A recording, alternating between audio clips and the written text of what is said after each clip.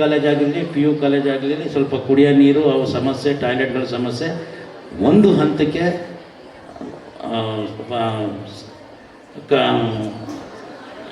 ಆಗಿದೆ.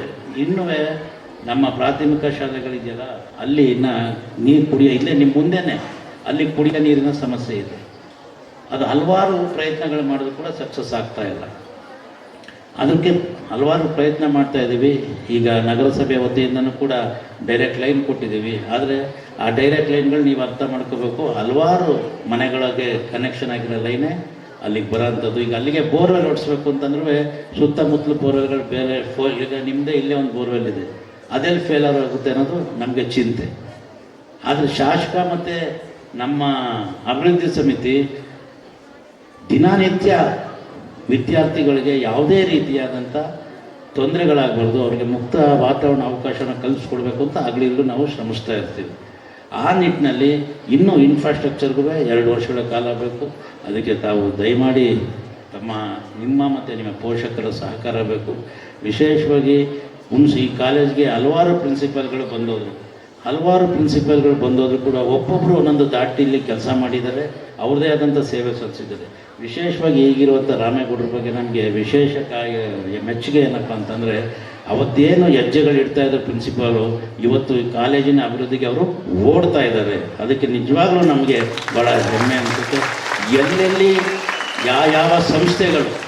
ಯಾವ್ಯಾವ ಸಂಸ್ಥೆಗಳು ಏನೇನು ಕೊಡುಗೆಗಳನ್ನ ಕೊಡ್ತಾರೆ, ಅವರು CSR ಫಂಡಲ್ಲಿ ಅಂತ ಯಾವ್ದಾವ್ದಾರ ಕೊಡುಗೆಗಳನ್ನ ಕೊಡ್ತಾರೆ, ಅದನ್ನು ಅವರು ಹೋಗಿ ಭೇಟಿಯಾಡಿ ಅವ್ರನ್ನ ಹಿಡಿದು ಎಳ್ಕೊಬಂದು ನಮ್ಮ ಮಕ್ಕಳಿಗೆ ನನ್ನ ತಾಲೂಕಿಗೆ ಕೊಡಿ ಅನ್ನೋ ಕೆಲಸನ ಭಾಳ ಶ್ರಮದಿಂದ ಮಾಡಿಸ್ತಾ ಇದ್ದಾರೆ.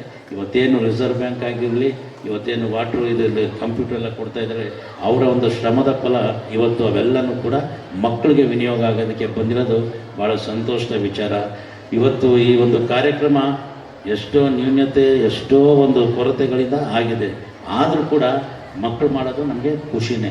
ಅದನ್ನು ಮುಂದೆ ರಿಫೈನ್ ಮಾಡಿಕೊಂಡು ಇನ್ನೂ ಹೆಚ್ಚಿನ ರೀತಿಯಲ್ಲಿ ವ್ಯವಸ್ಥಿತವಾಗಿ ಪ್ರೀಪ್ಲ್ಯಾಂಡ್ ಆಗಿ ಉತ್ತಮವಾಗಿ ಮಾಡಿ ಅಂತ ಹೇಳ್ತಾ, ಈ ಒಂದು ವೇದಿಕೆಗೆ ನಿಜವಾಗ್ಲೂ ಬಂದು ಡ್ಯಾನ್ಸ್ ಮಾಡಿದಂಥ ಎಲ್ಲ ಮಕ್ಕಳುಗಳು ಭಾಳ ಚೆನ್ನಾಗಿ ಮಾಡಿದ್ದಾರೆ. ಅದು ನನಗೆ ಅವ್ರಿಗೇನೋ ಕೋಚಿಂಗ್ ಇತ್ತಾ, ಏನು ವಿತೌಟ್ ಟ್ರೈನಿಂಗ್ ಆಡಿರಬೇಕು ಅನಿಸುತ್ತೆ. ಮತ್ತು ವಿತೌಟ್ ಟ್ರೈನಿಂಗ್ ಹಂಗೆ ಮಾಡಿದ್ದೀರಿ ಅಂತಂದರೆ ಅದ್ಭುತನೇ. ಒಂದೇ ದಿನದಲ್ಲಿ ಅಷ್ಟು ಆಡಿದ್ದೀರಾ, ವೆರಿ ಗುಡ್. ಇನ್ನೊಂದು ವರ್ಷ ಅಭ್ಯಾಸ ಮಾಡಿ. ಆಮೇಲೆ ರಾಮೇಗೌಡರದ್ದು ಮಾತು ಹೇಳಿದ್ರು, ಅದನ್ನ ತಲೆಯಿಂದ ದಯಮಾಡಿ ತೆಗೀರಿ. ಹುಣಸೂರು ತಾಲೂಕು ತೇಗದ ನಾಡು ಅಂತ ಅಲ್ಲ, ಅದು ಹೋಯ್ತು, ತೇಗದ ನಾಡು. ಇನ್ಮೇಲೆ ಯಾರು ಅದನ್ನ ಅಭ್ಯಾಸ ಮಾಡ್ಕೋಬೇಡಿ.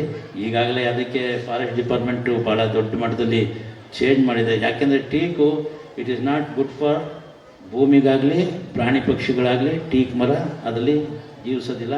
ತೇಗದ ನಾಡು